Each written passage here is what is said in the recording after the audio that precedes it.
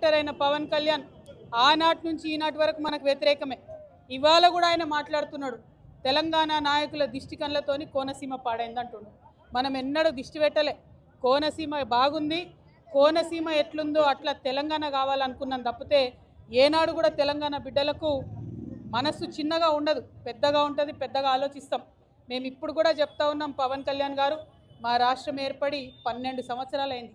ఈ 12 సంవత్సరాల్లో మేము ఎప్పుడు కూడా ఒకటే మాట అన్నాం, జై తెలంగాణ జై ఆంధ్ర అన్నాం. తెలంగాణ ఎంత బాగుందో ఆంధ్ర కూడా బాగుండాలన్నాం. నేను ప్రత్యేకంగా లోక్సభలో నిలబడి ఆంధ్రకు ప్రత్యేక హోదా కూడా ఇవ్వాలని అడిగిన.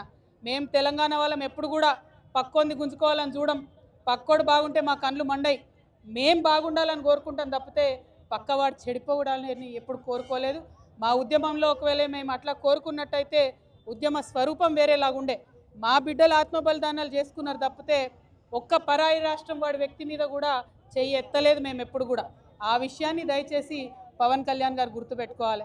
ఆనాడంటే మీరు సినిమా యాక్టర్ ఏమన్నా నడిచింది, ఇవాళ మీరు డిప్యూటీ చీఫ్ మినిస్టర్.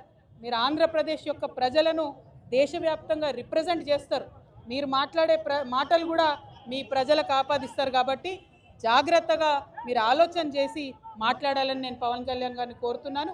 మరి అదేవిధంగా రాష్ట్ర ఉద్యమంలో అమరులైనటువంటి వారికి మరొకసారి మనస్ఫూర్తిగా నివాళులు అర్పిస్తూ ఉద్యమకారులకు సంబంధించి 250 గజాల జాగా, పెన్షను, అదేవిధంగా గుర్తింపు కార్డు ఏదైతే కాంగ్రెస్ ప్రభుత్వం ఇస్తా అన్నదో డిసెంబర్ 9 నాడు ఖచ్చితంగా అనౌన్స్ చేయాల్సిందే.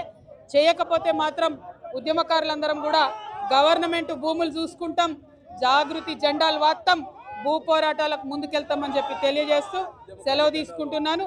జై తెలంగాణ, జై తెలంగాణ, జై తెలంగాణ.